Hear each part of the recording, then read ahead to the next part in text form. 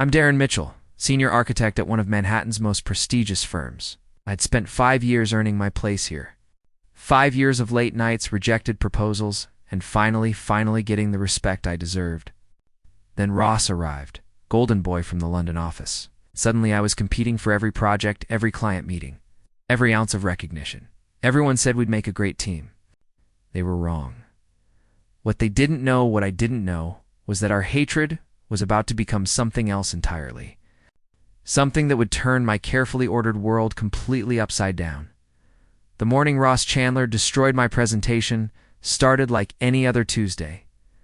I arrived at Sterling Architecture at 7:30, coffee in hand, ready to put the finishing touches on the Riverside project proposal.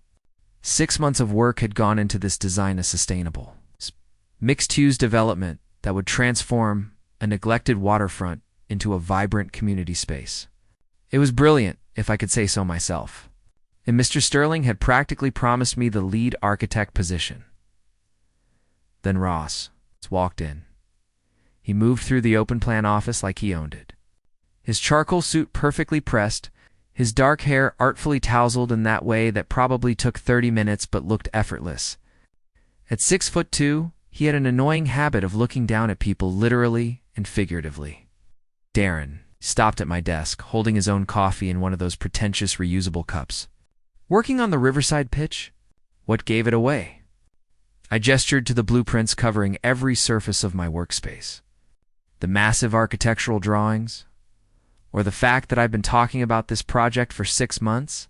His smile didn't reach his eyes, just making conversation. No need to be defensive, not defensive. I'm busy, right? He glanced at my designs, and I instinctively wanted to cover them.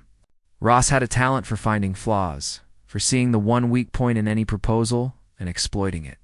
Interesting approach with the green spaces. Thank you. I didn't say it was good, just interesting. My jaw clenched.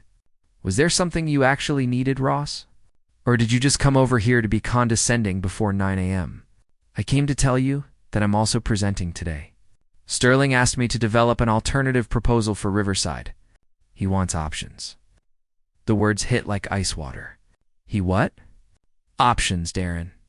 It's good business practice. Surely you understand that.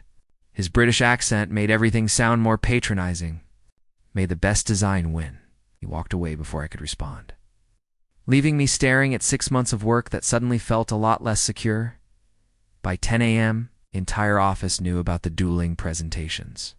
Our colleagues took sides like we were prize-fighters, Team Darren versus Team Ross.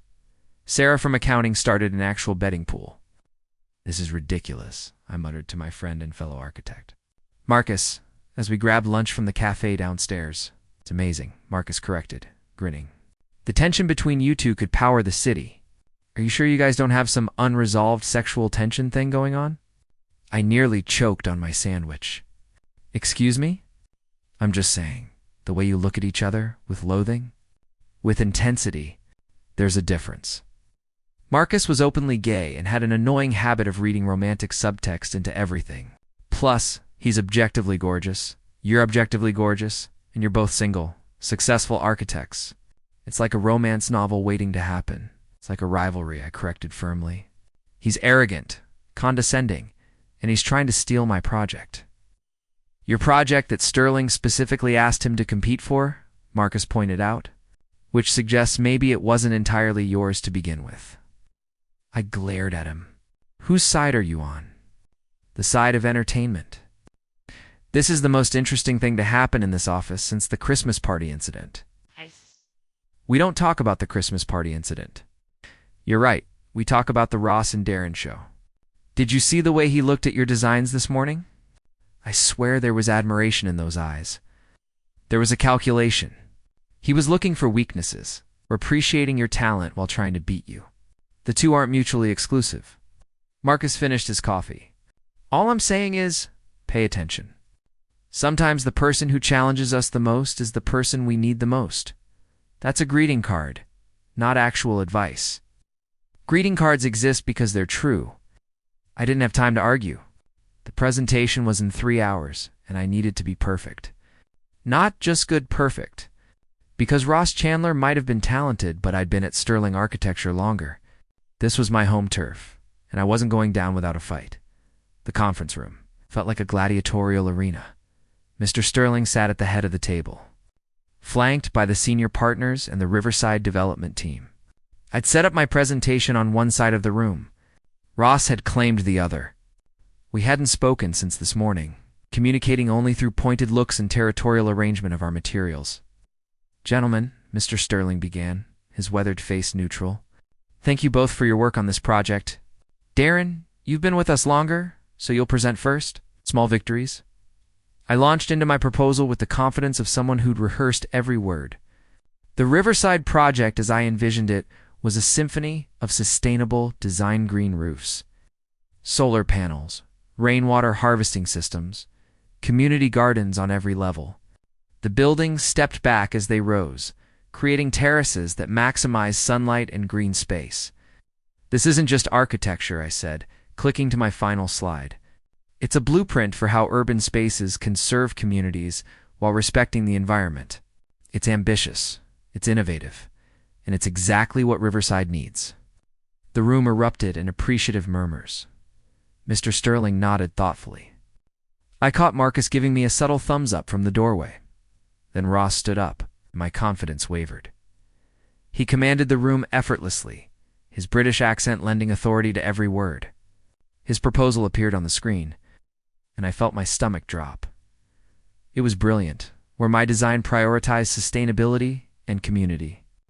Ross's proposal emphasized architectural boldness and economic viability. His buildings were sculptures, glass and steel monuments that would become instant landmarks. He'd incorporated sustainable features too, but secondary to the visual impact. "Darren's proposal is admirable," Ross said, and I bristled at the condescension in his tone. "But it's safe. Riverside doesn't need safe, it needs spectacular. It needs a statement that will attract investment, tourism, and prestige. My design delivers that." He wasn't wrong. Objectively, his design was stunning.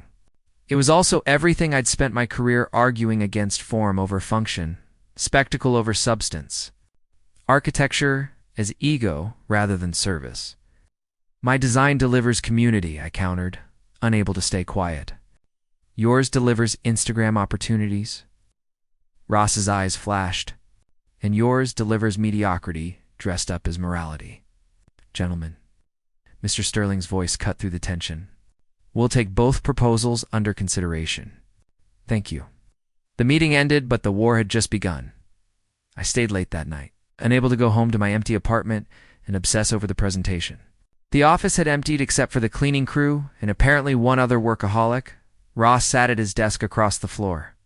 Still in his suit, minus the jacket, sleeves rolled up to reveal forearms that I absolutely did not notice. He was sketching something, completely absorbed. I should have left. Should have gone home, poured a glass of wine, complained to Marcus via text. Instead, I found myself walking over to his desk. "Working late?" I said, immediately regretting how obvious the statement was. Ross looked up, surprise flickering across his features before his usual mask slid back into place. "Could ask you the same thing." "Couldn't sleep?" "Neither could I." He set down his pencil. "Look, Darren, about earlier your design was good," I interrupted, the admission tasting bitter. "Really good," blinked, clearly not expecting that. "Thank you. So was yours, but you think it's safe? I think it's careful. There's a difference." He leaned back in his chair, studying me with those intense hazel eyes. "You're talented, Darren. Incredibly talented. But you design like you're afraid someone will criticize you if you take a real risk." The observation hit too close to home. "And you design like you're afraid people will forget you if you don't scream for attention." Something shifted in his expression, surprise maybe, or recognition. "Fair point." We stood in charged silence, the empty office humming around us. This close, I could smell his cologne, something expensive and understated. Could see the faint shadow of stubble along his jaw, the tiny scar above his left eyebrow. "Why do you hate me so much?" Ross asked quietly. The question caught me off guard. I don't hate you. You came in here and everyone immediately loved you. You get opportunities I had to fight for. You make it look easy. It's not easy, he said, his voice rough. I'm the outsider here, Darren. The British import that everyone's waiting to fail. You have history here, relationships, respect. I'm starting from scratch, trying to prove I deserve to be here. I'd never considered it from his perspective. Had never looked past my own defensiveness to see that Ross might be struggling too. I didn't know you felt that way, I admitted. Well, you've been too busy hating me to ask. But there was no heat in the words, just resignation. I don't hate you, I said again, and realized it was true. What I felt for Ross was complicated frustration, jealousy, competitiveness. But underneath all that was something else. Something I'd been studiously ignoring: admiration, attraction, want. Darren Ross started, but his phone rang, shattering the moment. He glanced at the screen and his expression changed. I need to take this. Right? Of course. I stepped back, creating distance. I should go anyway. I retreated to my desk, gathered my things, and tried not to think about how Ross's voice had softened when he said my name. Tried not to replay the way we'd looked at each other. The charge in the air between us. Marcus's words echoed in my head. Sometimes the person who challenges us the most is the person we need the most. No, this was just the stress of competition. The intimacy of late nights and shared ambition. Ross Chandler was my rival, nothing more. I repeated this to myself all the way home, trying to make it true. The next morning, Mr. Sterling called us both into his office. I've made a decision about Riverside, he said, without preamble. Both of your proposals have merit. Darren's sustainability focus and Ross's architectural vision are both exactly what this project needs. My heart sank. Here it came, the gentle rejection, the promise of future opportunities. So you're both going to work on it, together. As co-lead architects, the words hung in the air like a bomb, sir. Ross and I said simultaneously, your designs complement each other. Darren's environmental consciousness with Ross's bold aesthetics, combine them and we'll have something truly special. I want a unified proposal in 3 weeks. Can you do it? Yes, sir, we both said, though my mind was screaming. 3 weeks. Working closely with Ross Chandler, the man who made my blood boil and my heart race in equal measure. This was either going to be the best thing that ever happened to my career, or it was going to destroy me. Completely, the first week of collaboration was a disaster. Ross and I circled each other like wary cats, polite but distant, each trying to assert dominance over the merged proposal. He wanted bold glass canopies. I wanted green roofs. He prioritized street-level retail. I fought for community spaces. We compromised on nothing and argued about everything. This is never going to work, I told Marcus over lunch on Thursday. We can't agree on anything. It's like we're speaking different architectural languages. Maybe you're both too stubborn to listen to each other, Marcus suggested, stealing a fry from my plate. Have you actually tried to understand his perspective? I understand his perspective perfectly. It's wrong. Marcus rolled his eyes. You're impossible.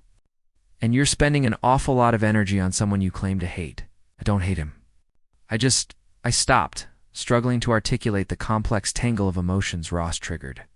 He gets under my skin. In a good way or a bad way? Does it matter? Yes, Darren. It really does. Marcus leaned forward. You know what I think? I think you're attracted to him and it terrifies you.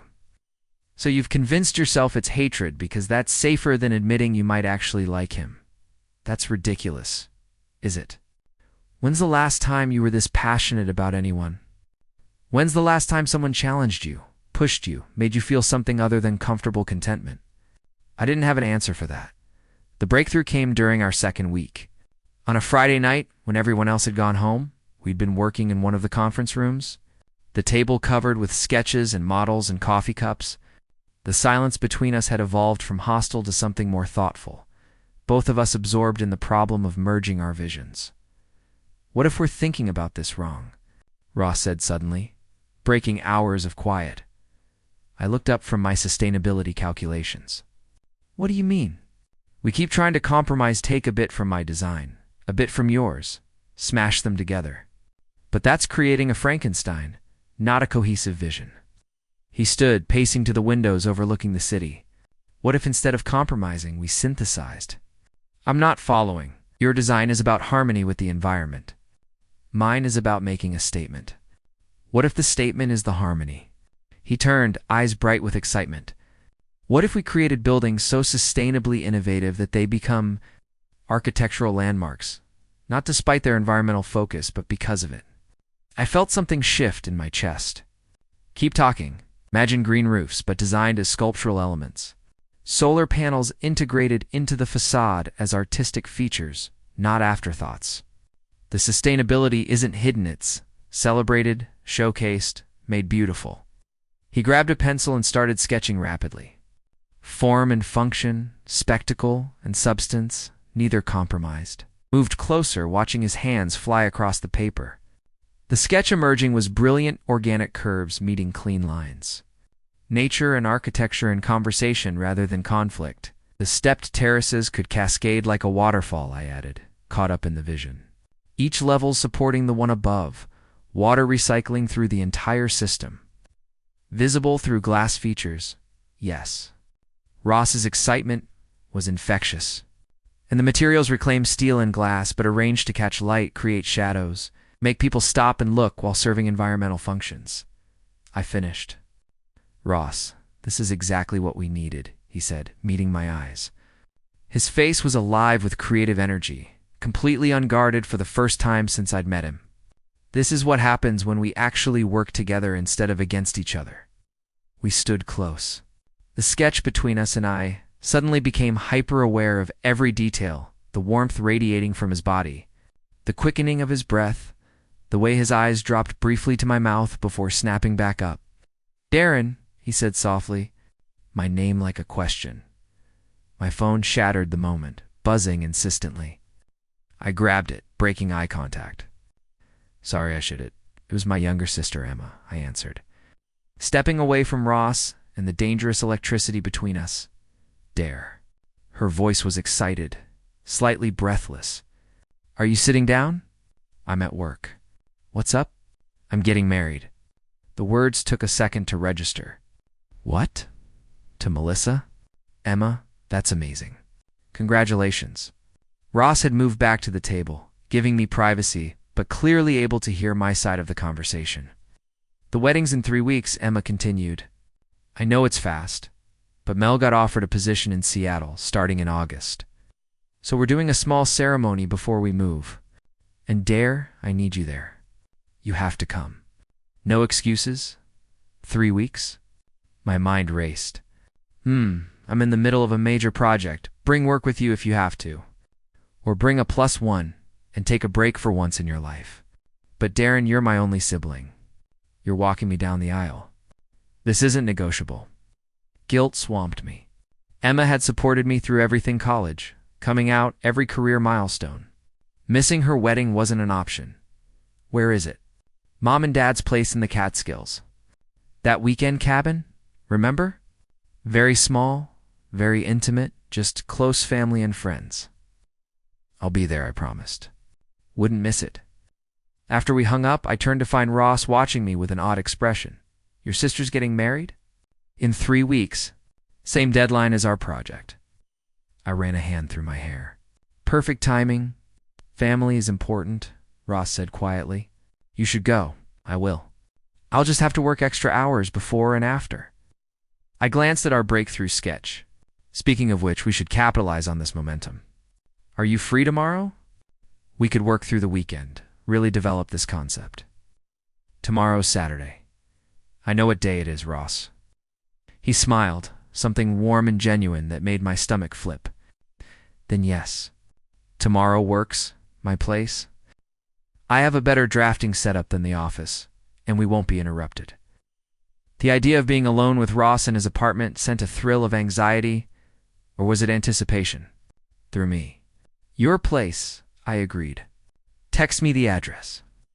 Ross's apartment was nothing like I expected. I'd imagined something sleek and modern. All sharp edges and minimalist furniture. Instead, his brownstone in Brooklyn was warmly lived in, with exposed brick walls covered in architectural sketches, bookshelves overflowing with everything from technical manuals to poetry, and windows that let in gorgeous natural light. I searched for words. Not what you pictured. Ross asked, amused. Let me guess you thought I lived in a sterile glass box. Maybe. I saved the sterile aesthetic for work. Home should feel like home. He led me to a spacious room converted into a studio, with a professional drafting table, computer setup, and walls covered in inspiration photographs, fabric swatches, paint samples, coffee tea? Something stronger? Coffee's good. We settled into work, the awkwardness fading as we got absorbed in developing our synthesis concept. Ross was different here, more relaxed. The arrogant edge softened. He worked with quiet intensity, occasionally humming under his breath, completely unselfconscious. Hours passed like minutes. We refined the design, sketched alternatives, debated proportions. The project was becoming something neither of us could have created alone. Something genuinely innovative, Ross said during a break. Both of us stretching cramped muscles. I misjudged you. How so?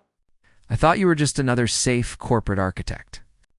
Someone who'd lost their creative spark to committee decisions and client demands. He met my eyes. I was wrong. You're passionate, principled, and far more talented than you give yourself credit for. The compliment landed like a physical touch. I misjudged you too. Thought you were all ego and ambition? I am ego and ambition, he said with a slight smile. But there's other stuff too. Apparently, we were doing it against standing too close, the air between us charged with something unnamed. Ross's eyes searched my face, and I saw the exact moment his expression changed from friendly to something else entirely. Darren, I need to tell you something, he said quietly. And I need you to let me finish before you respond. My heart hammered. Okay, I didn't want to work with you. When Sterling assigned us as co-leads, I was furious because you terrified me. He took a breath. Not professionally, personally. Because from the moment I met you, I felt something I haven't let myself feel in years. And I've been fighting it by being competitive and difficult and pushing you away. Ross, let me finish, please. His voice was raw now. I'm gay, Darren. I came out in London, lost friends and professional connections, dealt with my family's disappointment. When I moved to New York, I promised myself I'd focus on work. No distractions. No complications. No falling for colleagues, especially colleagues as talented and attractive and infuriating as you. The confession hung between us, vulnerable and brave. My own heart was racing, my carefully constructed defenses crumbling. And then you smiled at one of my sketches this afternoon, Ross continued. Really smiled, like you were proud of what we'd created together. And I realized I was in serious trouble. Because I don't just respect you as an architect, Darren. I'm falling for you. Have been since that first ridiculous argument. The words I'd been avoiding, the truth I'd been running from, suddenly seemed obvious. The intensity I felt around Ross, the way he got under my skin, the constant awareness of his presence, it had never been just rivalry. I'm terrified of this, I admitted, my voice barely a whisper. I've spent years building walls, keeping things professional, not letting anyone in. You walked into my life and demolished every single one. Is that a good thing or a bad thing? I don't know yet. I stepped closer, closing the distance between us. But I want to find out. Ross's breath caught. Darren, I'm falling for you too, I said, the admission both terrifying and liberating. And I have no idea what to do about it. We could start with this. He cupped my face in his hands and kissed me. The world tilted. Ross's lips were soft and sure, the kiss starting gentle but quickly deepening as weeks of tension finally found release.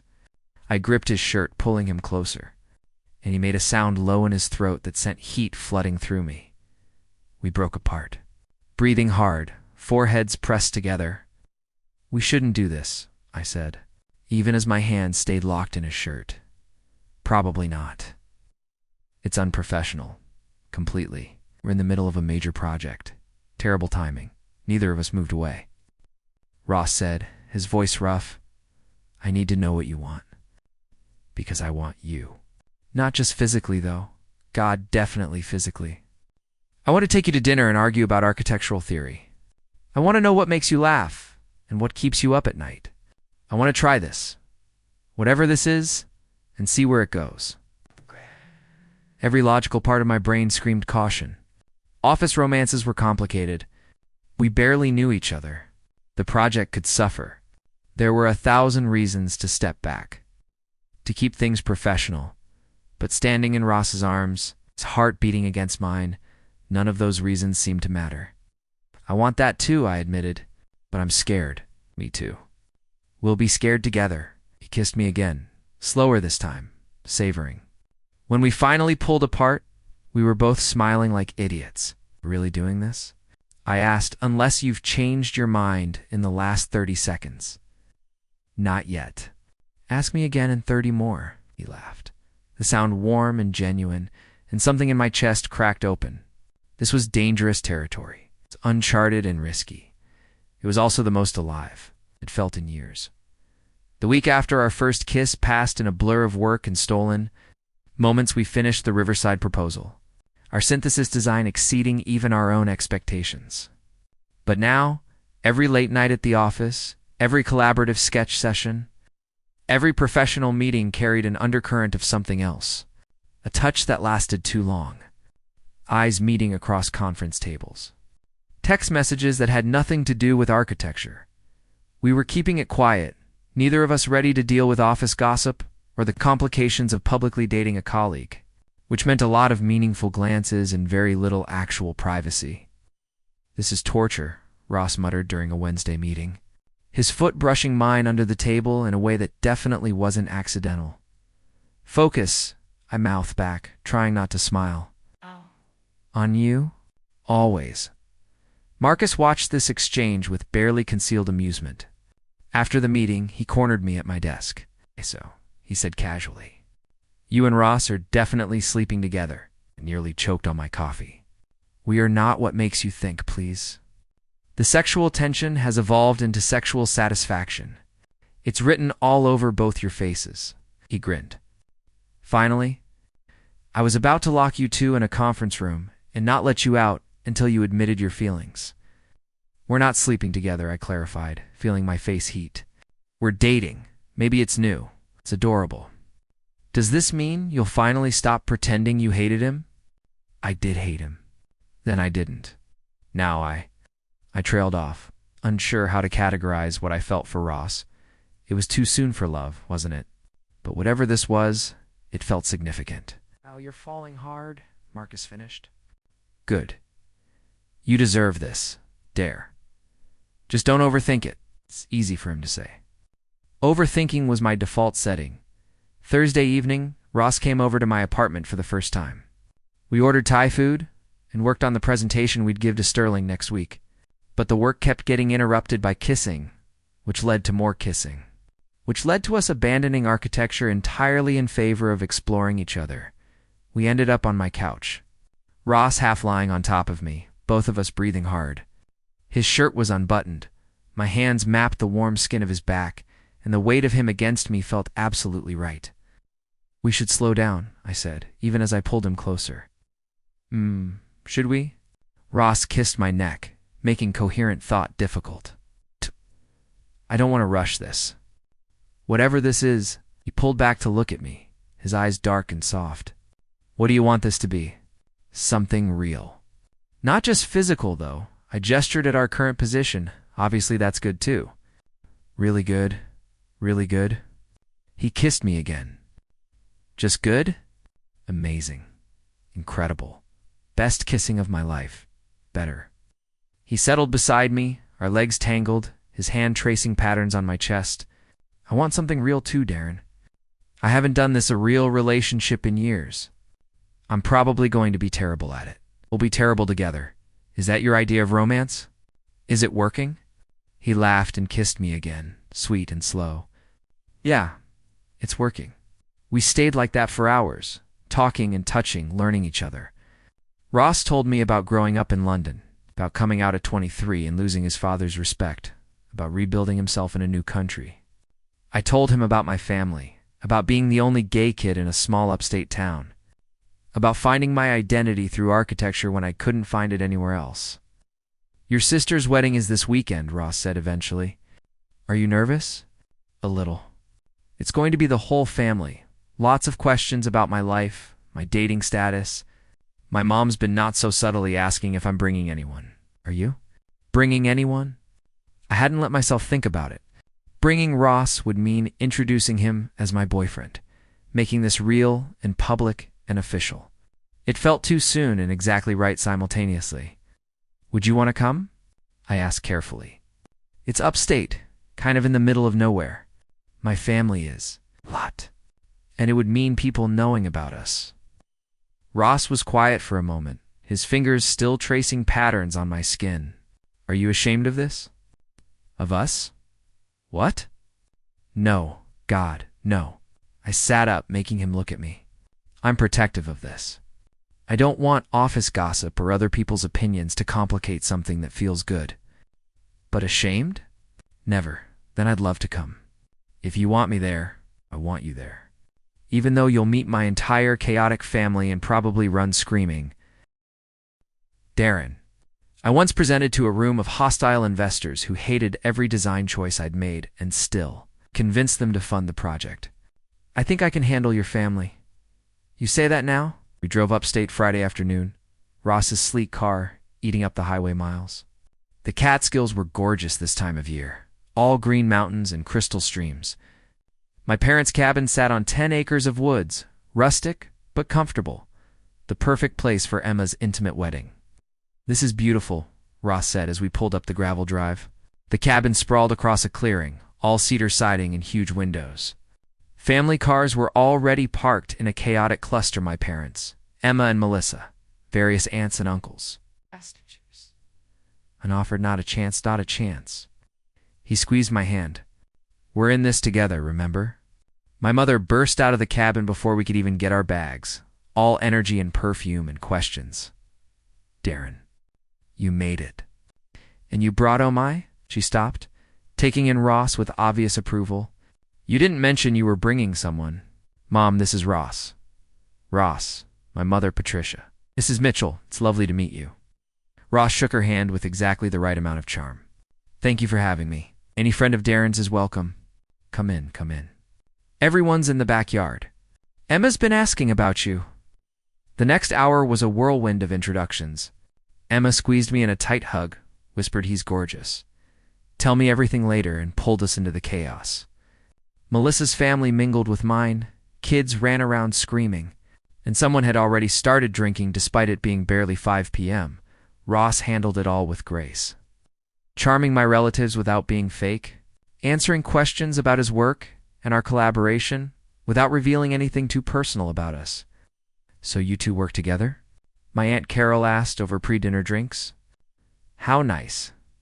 Nothing romantic, though, I assume. The question hung in the air. I froze, unsure how to answer. We hadn't discussed what we'd tell people, how we'd present ourselves. "Actually," Ross said smoothly, his hand finding mine, "we're dating. Have been for a few weeks now." My mother's face lit up. Carol looked delighted. I felt a rush of gratitude and terror. "Well?" My dad approached, his expression neutral. "That's news. My father and I had a complicated relationship. He'd struggled with my coming out, though he'd eventually come around. But we'd never been close, never had the easy rapport I saw between other fathers and sons. Dad, this is Ross Chandler." "Ross, my father Robert." They shook hands, my dad assessing Ross with the same critical eye he used for everything. "So you're the one working with my son on that big project?" "Yes, sir." "Darren's incredibly talented. I'm lucky to collaborate with him." Dad's expression gave nothing away. "Well, welcome." It wasn't warm, but it wasn't hostile. I'd take it that night, after dinner and more family chaos. Ross and I escaped to the room I'd been assigned my childhood bedroom, now converted to a generic guest space, but still holding traces of my teenage years. "Your family is wonderful," Ross said, collapsing on the bed. "Loud and chaotic and wonderful. They like you." Sat beside him. Especially my mom. She's already planning our wedding. We've been dating for 2 weeks. Try telling her that. In Patricia Mitchell's world, her gay son bringing home a handsome, successful British architect is basically a marriage proposal. Ross laughed, pulling me down beside him. Would that be so terrible? What? Getting married after 2 weeks? That's insane. I meant bringing home a handsome British architect. You said handsome, right? Insufferably so. He kissed me, slow and sweet, and for a moment the chaos of the weekend faded away. This was what mattered, this connection, this feeling of rightness I'd never experienced before. Thank you, I said, when we broke apart. For coming this weekend. For being honest with my family. For being you, Darren Mitchell. Was that an actual compliment? Don't get used to it. We fell asleep tangled together, Ross's breathing evening out as he drifted off. I stayed awake a while longer, listening to the sounds of the cabin settling. Family members heading to bed, the night settling in. 2 weeks ago, Ross had been my rival. Now he was in my childhood bed, holding me like I was precious, and my family knew about us. It should have been terrifying. Instead, it felt like coming home. Emma's wedding day dawned clear and beautiful. The ceremony was scheduled for late afternoon in the backyard, giving everyone time to prepare. I found Emma in the master bedroom, Lissa helping her with her dress, a simple, elegant sheath in cream silk. She looked radiant and terrified. Hey, I said softly. You okay? I'm getting married. She laughed, slightly hysterical. To the love of my life. In our parents' backyard. This is insane. Insane good or insane bad? Insane perfect. She turned to me. Thank you for being here. And for bringing Ross. He's wonderful, Dare. The way he looks at you. We just started dating, so. I knew Mel was it for me on our second date. Sometimes you just know. Did I know? Looking at Ross this morning over coffee, watching him charm my grandmother and debate politics with my uncle, something in my chest had tightened and expanded simultaneously. Whatever this was, it felt significant. Maybe even permanent. I'm happy for you, Em, I said, meaning it. You and Mel are perfect together. So are you and Ross. Don't overthink it, okay? Just feel it. The ceremony was simple and beautiful. Emma and Melissa exchanged vows they'd written themselves, both crying, the gathered family and friends crying with them. When they kissed, the backyard erupted in cheers. I stood next to Ross, his hand in mine, and felt emotion well up. This was what love looked like, brave and public and true. Not hiding or apologizing, just claiming each other in front of everyone who mattered. You okay? Ross whispered. Yeah, just thinking. About how 2 weeks ago I would have come to this wedding alone. Making excuses for why I was single, deflecting my mom's questions, feeling like something was missing. Looked at him. And now you're here, and nothing feels missing. His expression softened. Darren, I'm not saying I love you. It's too soon for that. But I'm saying I could. Love you, very easily. If you stick around long enough. Ross's eyes were bright. I'm not going anywhere. You're stuck with me. Good. We kissed, right there in the middle of my sister's wedding reception, and I didn't care who saw. My mom took approximately 50 photos. Emma Wolf whistled. And for the first time in my life, I felt completely, authentically myself. Later, during the reception, my dad pulled me aside. Can we talk? He asked, his expression serious. We walked away from the party, down to the lake that bordered the property. The sun was setting, painting the water gold and pink. I wanted to apologize, Dad said finally, for how I reacted when you came out, for making you feel like you had to hide parts of yourself. The words stunned me. Dad, let me finish. I was raised in a different time, with different ideas about what was acceptable, and I let those ideas hurt my son. That's on me. He looked at me, really looked at me. But watching you today with Ross, seeing how happy you are, I realized I was wrong. Not wrong that you're gay wrong to ever make you feel bad about it. Tears burned my eyes. I didn't bring him here to prove anything. I know. You brought him because you're falling in love with him, and because you wanted to share that with your family. That takes courage, son. I'm proud of you. The words I'd waited years to hear finally landed, and I hugged my father, both of us crying now. He's good for you, Dad said when we pulled apart. Ross, he's good for you. Don't let him go, I won't. The drive back to the city Sunday evening was quiet, both of us tired but content. Your family loved you, I said, breaking the comfortable silence. Even my dad, which is saying something. Your family is wonderful. Thank you for sharing them with me. Thank you for holding my hand during the ceremony. And for dancing with my grandmother. And for being exactly who you are. Ross smiled. What happened between you and your dad? You both seemed emotional. I told him about our conversation, about the apology I'd never expected. He said, "You're good for me, that I shouldn't let you go." Smart man. Are you? Good for me? I'm going to try to be. Every day. He glanced at me, then back at the road. I love you, Darren. I know it's fast, and maybe too soon to say it, but I love you. The way you care about things, the passion you bring to everything, the way you opened up to me, even though it scared you. I love you. My heart felt too big for my chest. I love you too. Which is terrifying and amazing, and I have no idea what happens next. Next, we finish the Riverside project. We present to Sterling. We keep dating and figuring this out as we go. That's simple, and that complicated. But together, I agreed. Epilogue, 6 months, Elatier, the Riverside.